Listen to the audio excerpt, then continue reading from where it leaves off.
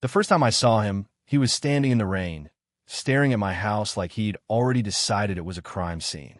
It was mid-October in the Rockies, that brittle cold where the clouds hang low and the air smells of pine and snow.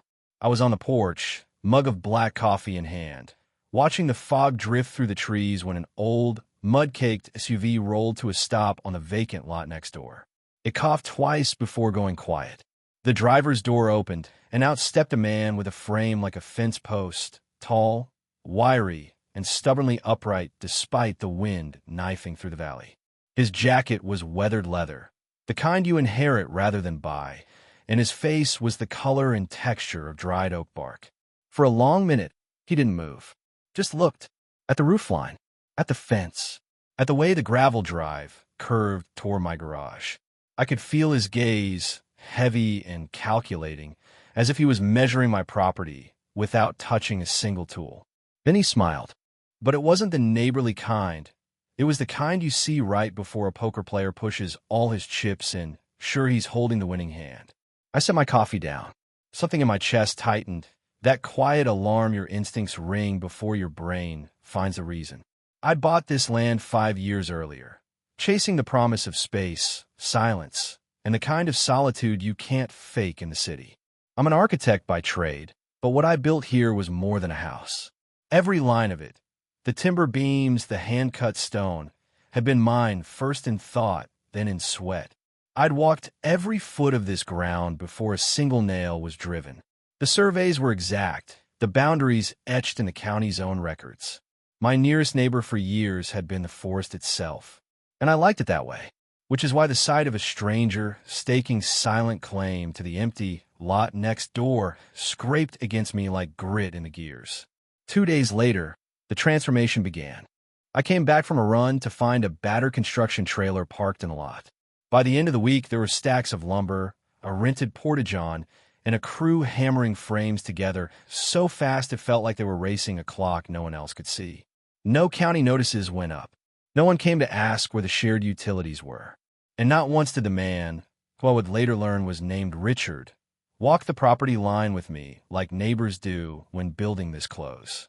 I told myself not to care. People build. People rush. Maybe he was just eager to get out of the weather. But then the small thing started. It was a Tuesday morning when I caught him watching me from the edge of the lot. No smile this time. Just a thin, tight-lipped expression, like he was looking for something to disapprove of. The next week, he stopped me as I was loading my truck. "That fence of yours is too tall," he said, without introduction or explanation. "Kills the view." I glanced over at the fence. Perfectly legal height per code, per survey.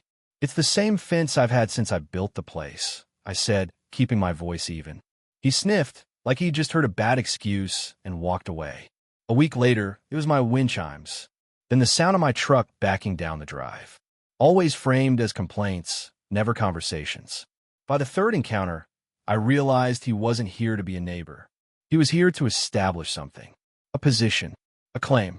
The moment that sealed it came one crisp evening after a storm. I was checking my solar panels along the southern fence when I noticed it. One of the iron survey stakes marking my boundary was gone. Not bent.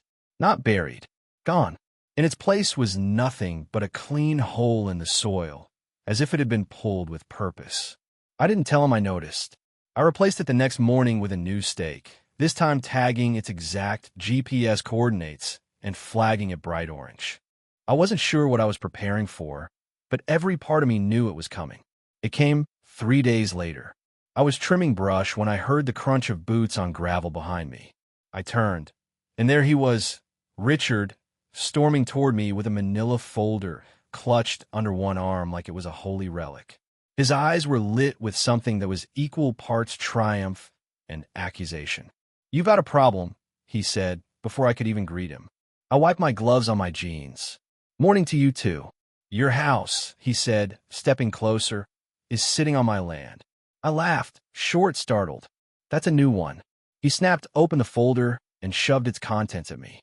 Grainy satellite printouts, skewed diagrams, survey summaries with no stamps, no signatures. One page bore a logo that looked like it had been designed in Microsoft Paint, with a helpful disclaimer underneath. not a licensed surveyor. "You've got 30 days to move it," he said, voice shaking with conviction, "or I take this to court." I closed the folder and handed it back. "You're wrong, Richard. My surveys are certified, county approved, and my house is exactly where it should be." He smiled that same first-day smile, the all-in poker smile.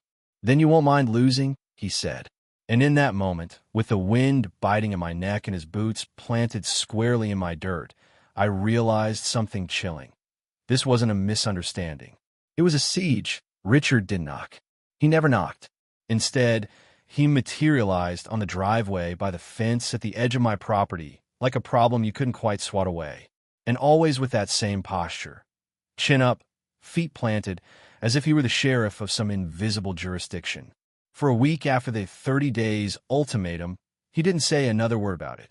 But the silence wasn't peace. It was weather before a storm, the kind where the light turns strange and even the birds go quiet. The first ripple hit on a Saturday morning. I was hauling firewood when Marcy, a neighbor from a mile down, pulled her dusty Subaru into my drive. She stepped out holding a mason jar of apple butter and a look that made me set the wood down before she even spoke. "Listen," she said, lowering her voice, "I don't want to stick my nose where it doesn't belong, but Richard's been talking." "Talking how?"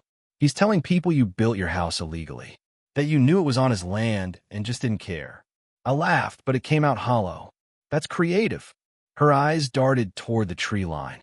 "He says he might have to take action." "I don't know what that means, but I thought you should hear it from me before it turns into something." That something arrived sooner than I expected. 3 days later, I noticed cars slowing as they passed. Old ranch trucks, weathered SUVs, locals.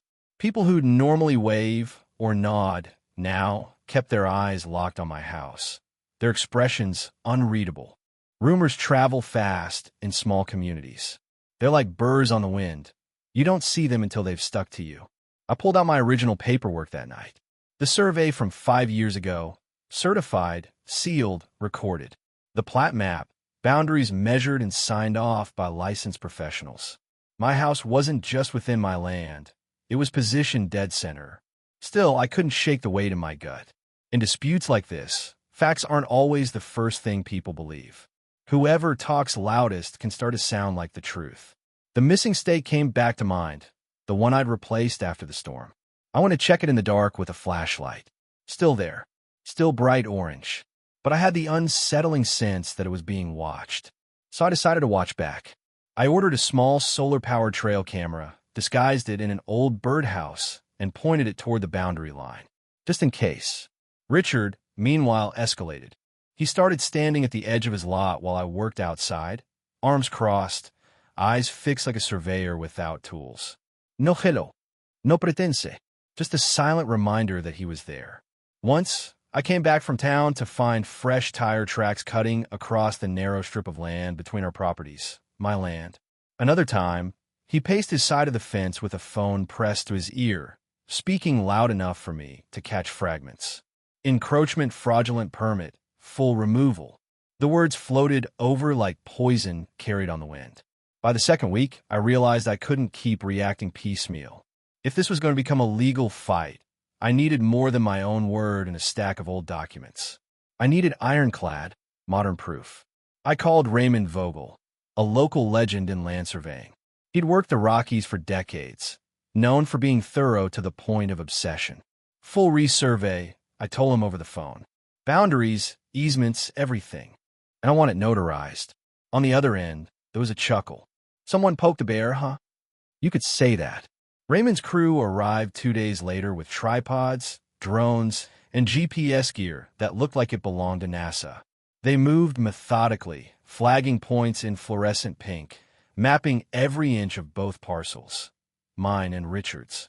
I didn't tell Richard, but I noticed him watching from his deck, a cigarette burning between his fingers, eyes narrowing each time the drone passed over. On the 4th day of the survey, Raymond squatted by my southeast fence line, staring at the soil like it had whispered a secret. "Oh," he muttered. "What kind of huh is that?" I asked. "The kind that means we're going to find something interesting." He didn't elaborate.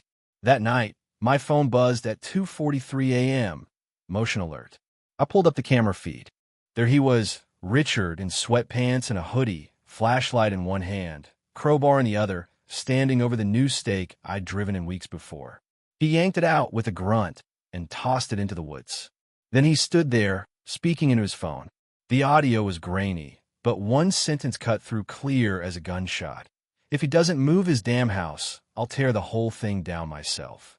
I paused the video and saved it to 3 different places: local drive, cloud storage, encrypted backup. Now it wasn't just rumor. I had proof. I sent the footage to my attorney the next morning. Beth was quick, sharp, and famously impatient with nonsense. "This," she said after watching, "is good. But we can make it better if we can prove this isn't the first time he's done something like it. A pattern turns harassment into intent." Her suggestion stuck in my mind like a thorn. That night, I started digging. What I found turned my suspicion into something colder. 5 years earlier, Richard had lived in Utah, in a tightly regulated HOA community. He'd been sued for boundary harassment. Same playbook: false claims, moving markers, filing bad reports. Lost in small claims court. Sold his house and disappeared from public records. He'd even changed the spelling of his name. I sent everything to Beth: court summaries, archived forum posts, even a screenshot from a neighborhood complaint board. Her reply came in less than a minute. "Holy hell. We just loaded the gun. I doubled the cameras on my property.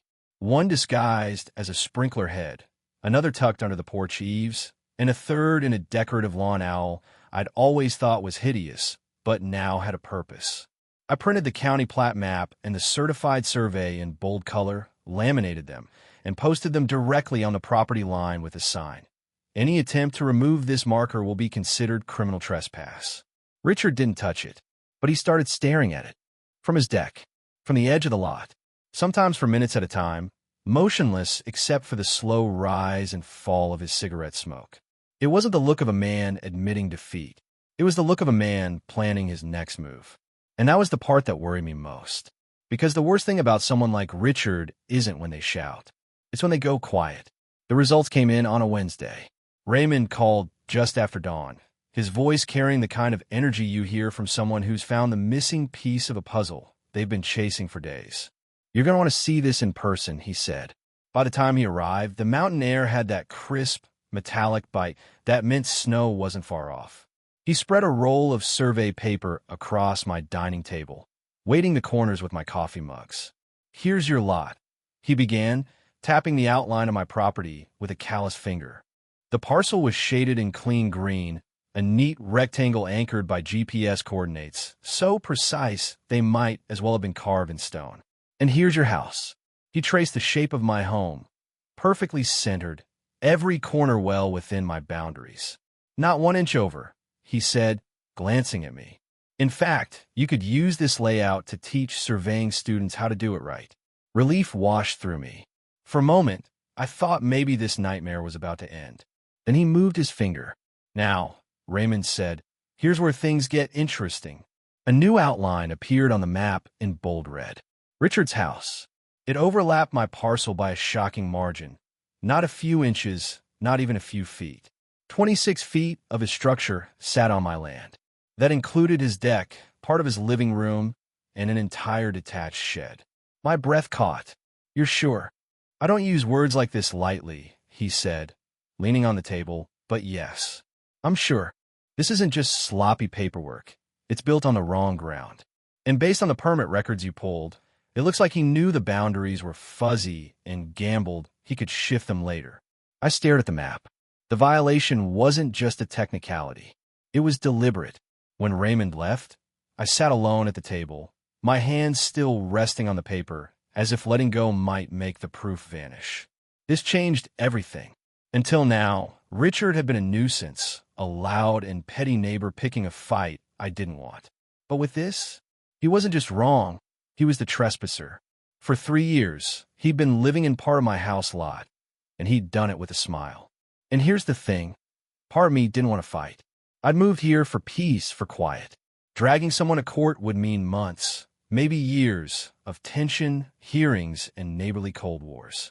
But the other part of me, the one that remembered the ripped-out stakes, the whispered rumors, the 30-day demolition threat, That part was already loading ammunition. Beth called later that afternoon. So, she said without preamble, you've been holding the high ground the whole time. 26 feet of it, I said. That's poetic. Now we go for the jugular. Fraudulent permitting, unlawful encroachment, harassment. With that survey, we're not just defending, we're counterattacking. Beth, I started, but she cut me off. No hesitation. He's not going to stop unless you stop him in a way he can't wriggle out of. And with his history, this is the time. History. I still had the Utah case files open on my laptop. Reading through the old forum posts again, the pattern was undeniable. Move the markers. File fake claims. We're down the neighbor until they give up land, just to make him go away. I realized that if I stayed quiet now, I'd just be the next name in his long, petty resume. That night, the wind picked up. I stepped onto my porch and could see the glow from his living room through the pines. He was pacing, phone in hand, gesturing sharply as if the person on the other end needed convincing. Maybe it was my imagination, but he looked cornered, like a man who just realized the clock was running out on his bluff. I didn't wave. I didn't nod. I just went back inside and printed the survey results. One for Beth, one for the court, and one that I laminated and nailed to a post right on the property line. The reaction came fast. 2 mornings later, I found a strange car parked at the far edge of my lot. A man in khakis was taking photos of my house. Can I help you? I called out, walking toward him. I'm an independent assessor, he said, barely looking at me. Hired to document visual encroachments for a client. No prizes for guessing the client. I went back inside and called Beth. Perfect, she said. He just handed us another intimidation attempt. We file Monday. And file we did. Unlawful encroachment. Fraudulent permitting. Destruction of property. Willful harassment. We attached everything. The survey, the permit screenshots, the Utah history, and front and center. The 2:43 a.m. crowbar footage.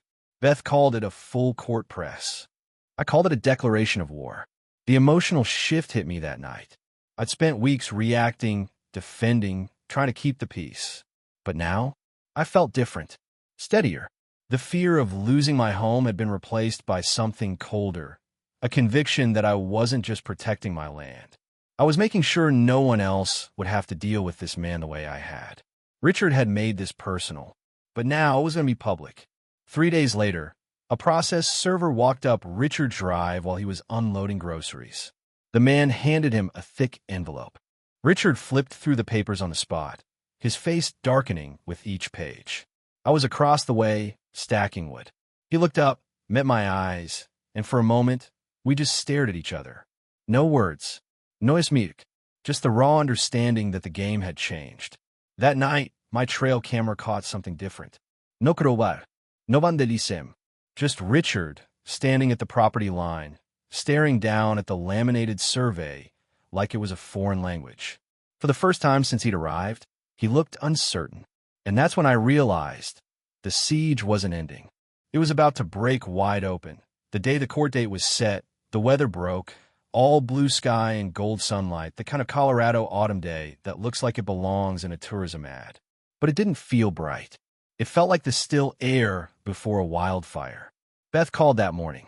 We're first on the docket, she said. That's good. We get in. We hit hard. We get out before lunch. Unless he drags it out. He will, she said flatly. That's why we'll be ready. Her confidence was steadying, but the knot in my stomach didn't loosen. It wasn't the fear of losing. The survey had killed that weeks ago. It was the knowledge that this would no longer be just me versus him. This would be public.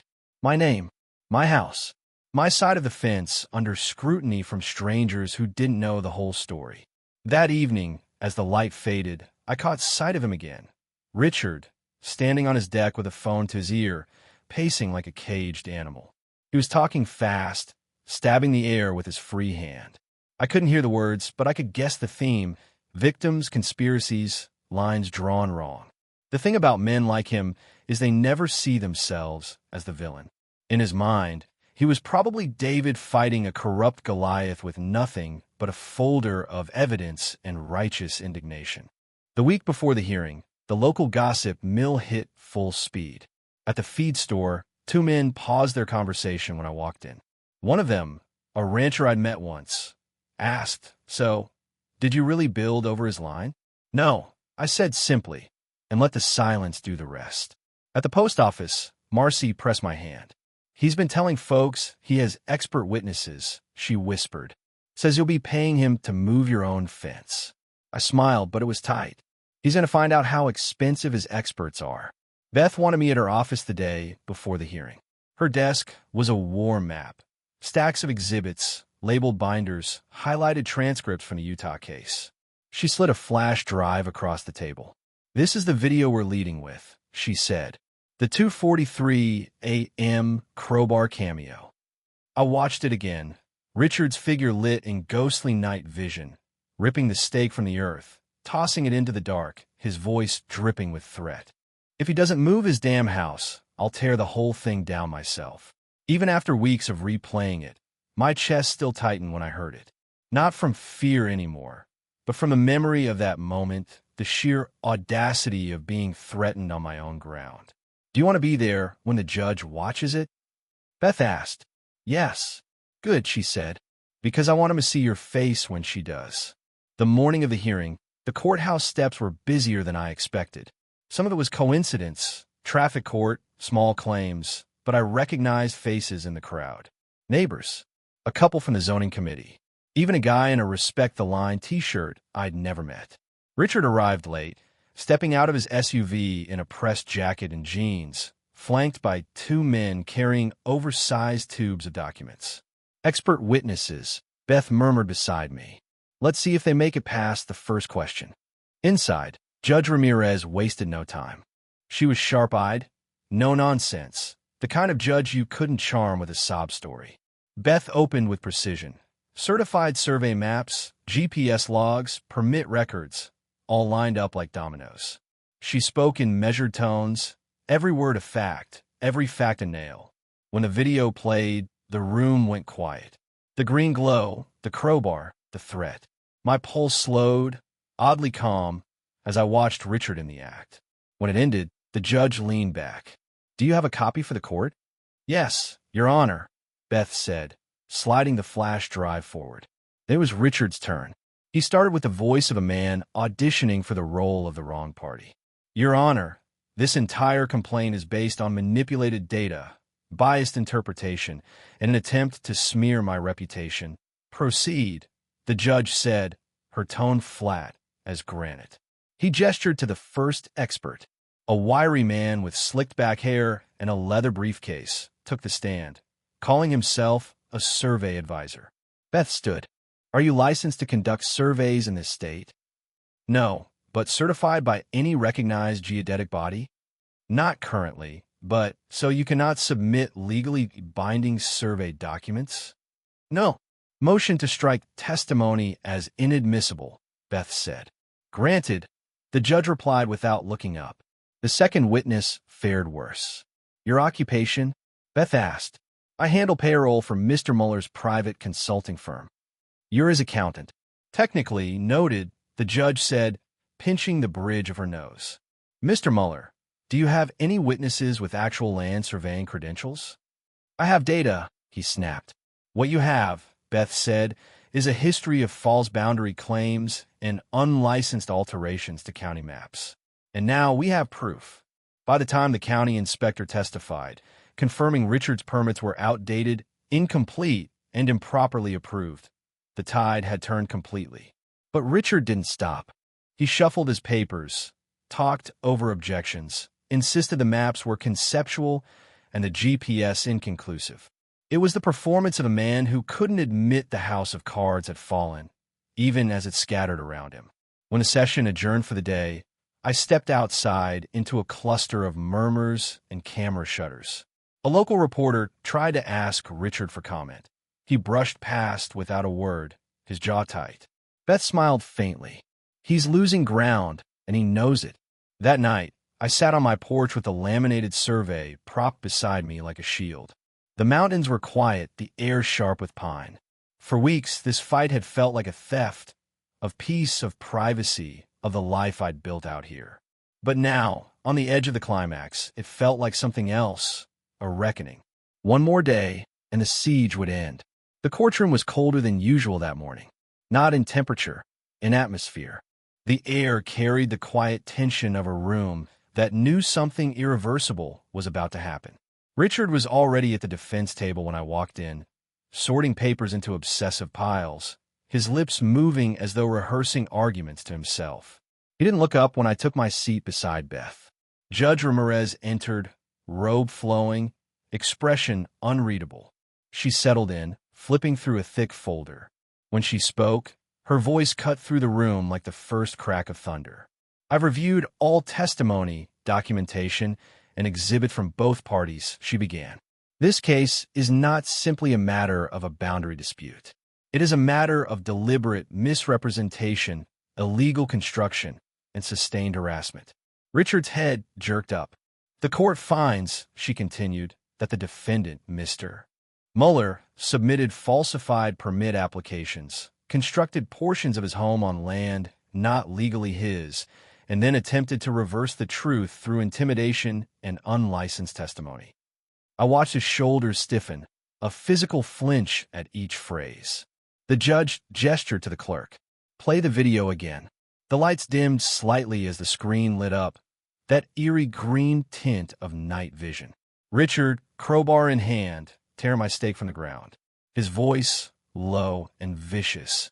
"If he doesn't move his damn house, I'll tear the whole thing down myself."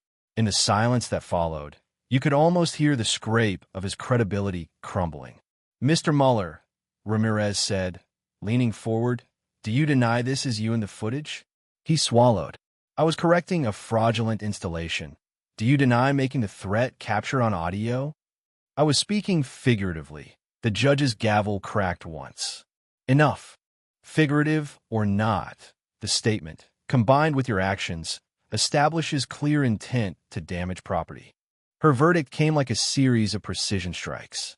Mr. Mueller is found guilty of property encroachment, fraudulent permitting, destruction of boundary markers, and willful harassment. Sentencing on that count is suspended pending 3 years supervised probation. The gavel struck. Just like that, it was over. For a heartbeat, no one moved. Then Beth's hand landed lightly on my arm. "Breathe," she whispered. I hadn't realized I'd been holding it. Across the aisle, Richard sat frozen, face flushed, jaw working soundlessly. The 2 men who'd come as his experts stared at the floor. Outside, the sun was blinding after the dim courtroom. A small knot of reporters and locals gathered at the base of the courthouse steps. Someone asked if I had a comment. I shook my head. Beth didn't. "Justice was served," she told them crisply. "My client's rights have been upheld, and the law has spoken." A man in the crowd lifted a phone, recording. Behind him, I caught sight of a familiar T-shirt, "Respect the Line." The demolition began 3 days later. From my porch, I watched as workers marked off 26 feet of Richard's house in bright spray paint. The deck went first, with screaming as it was torn from nails, years of weather-stained planks reduced to splinters. Then the wall of his living room, siding peeled back to reveal insulation like exposed bone. The shed, the same shed that had sat on my land since the day he finished building, didn't need much persuasion. The excavator nudged it once, and it collapsed in on itself, defeated. The crew moved with practiced efficiency. It was as if they'd been waiting to do this all week. Richard wasn't there to see it. Word was he'd checked into a motel 30 miles out of town. But I stayed. I watched every beam fall, every trespassing inch erased. Not out of cruelty, but because I needed to see the line restored. By sunset, the scar of bare earth stretched clean and uninterrupted across the boundary. For the first time in months, I felt like I could exhale fully. The financial blow came next. With the demolition and the fines, his property's value plummeted. Within weeks, the bank filed foreclosure. The listing went up, photos of the gutted side of his house still visible. Beth sent me the link. Want a little poetic justice? I didn't hesitate. My bid was the price of a decent pickup truck. It was accepted without negotiation. Just like that, the land he'd fought to steal was mine, legally, permanently, undeniably. The first thing I did after closing was repaint every boundary marker. New stakes, fresh coordinates etched into aluminum tags. solar motion lights along the line that lit up like camera flashes whenever someone crossed within 5 feet. Then, because a part of me couldn't resist, I built a small wooden platform exactly where his deck had once stood. One chair, one sun umbrella, and a sign, bolted to a post, engraved in clean black lettering. This is what happens when you lie about boundaries. Property owner G. Ellis, the first hiker who wandered past, took a photo. By the end of the week, it was on Reddit, then Twitter, then local news. The internet named it the Ellis Line. Suddenly, I was getting messages from strangers who'd had their own Richard, the fence mover, the HOA tyrant, the neighbor who treated property lines like suggestions. Turns out people love a story where the good guy wins with facts instead of fury. One evening, a month after the sale closed, I sat in that single chair on the platform. The mountains were painted gold by the setting sun, the air sharp with the scent of snow on the way. Somewhere out there, Richard was starting over again. Maybe in Arizona, maybe under another name. But here, the line was clear. The pins were in place. And no matter how loudly anyone argued, the ground itself knew who it belonged to. Winter came early that year. The first snow fell in mid-November, a slow, steady sift that softened the mountains and swallowed the sound of the world. Out here, snow changes everything. It flattens the horizon, hides the scars in the earth, and turns every step into a deliberate choice. From my porch, I could see the strip of land where Richard's deck had stood. For months it had been raw dirt, but now it lay under a clean white sheet, smooth as untouched paper. If you didn't know the story, you'd never guess what had been there. That, I realized, was the way most battles end. Not with a monument, but with a quiet return to normal. Life settled back into its old rhythm. I worked, I hiked, I shared coffee with Marcy when she stopped by. The stares from passing cars vanished. The whispers in town stopped carrying my name. But every so often, I'd catch sight of the Ellis Line on my phone. The photo of my platform and sign had taken on a life of its own. People were making t-shirts, mugs, even vinyl stickers with those words. This is what happens when you lie about boundaries. The message wasn't just about property anymore. It had become something larger, a shorthand for standing your ground when someone tries to rewrite the truth around you. In December, a letter arrived from the county zoning office. They were hosting a public workshop on modernizing cadastral systems, and they wanted me to speak, not as an expert, but as a case study. 5 minutes, the coordinator wrote. Just tell your story. I stood in front of a room of surveyors, planners, and homeowners, the laminated map from my trial propped on an easel beside me. I told them about the missing stake, the midnight crowbar, the courtroom, the demolition. But what I told them most was this: property lines aren't abstract. They're the point where your effort meets the world acknowledgement. Cross that without consent, and you're not just trespassing on dirt, but trespassing on trust. They clapped. Someone brought me pie. I went home feeling lighter. Richard never came back for his things. The day the movers cleared out what was left in his gutted house, I watched from the porch. A few boxes, a rolled-up rug, nothing that hinted at 3 years of living. It struck me that for all his bluster, he'd left quietly. No grand exit, no parting words.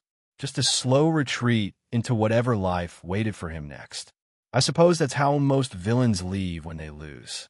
Not in a blaze of defiance, but in silence. The following spring, I finally leveled the rest of the intrusion site. Grass returned, then wildflowers, bright yellow and violet, swaying in the wind where a stolen wall had once stood. Some neighbors told me I should build something there, a shed or greenhouse, to make use of it. But I liked it open.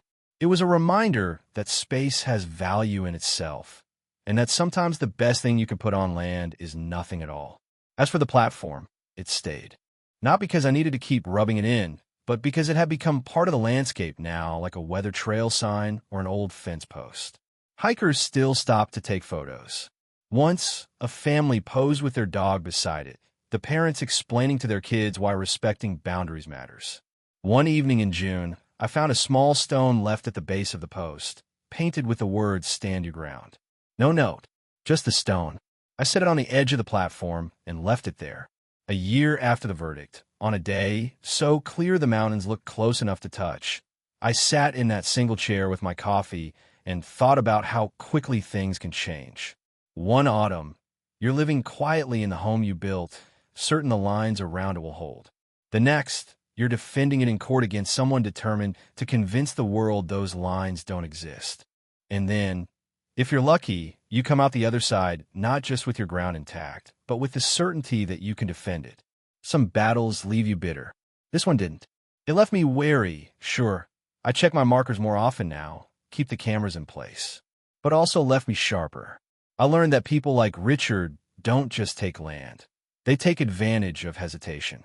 They count on you blinking first. And I learned that the truth, when backed with evidence and persistence, is heavier than any lie. I don't think about him much anymore. But on rare nights, when the wind comes off the ridge in just the right way, I remember the sound of boots on gravel, the manila folder in his hand, the certainty in his voice when he told me I had 30 days to tear down my home. And I remember the look on his face when the gavel fell. The platform creaks under me as I stand, stretch, and step down. The sun is low, the light turning the grass gold. My coffee is cold, but I drink the last of it anyway. From here, I can see every marker along the boundary. Silver glints in the distance, each one a small promise kept. Lines matter, not because they keep people out, but because they show where respect begins.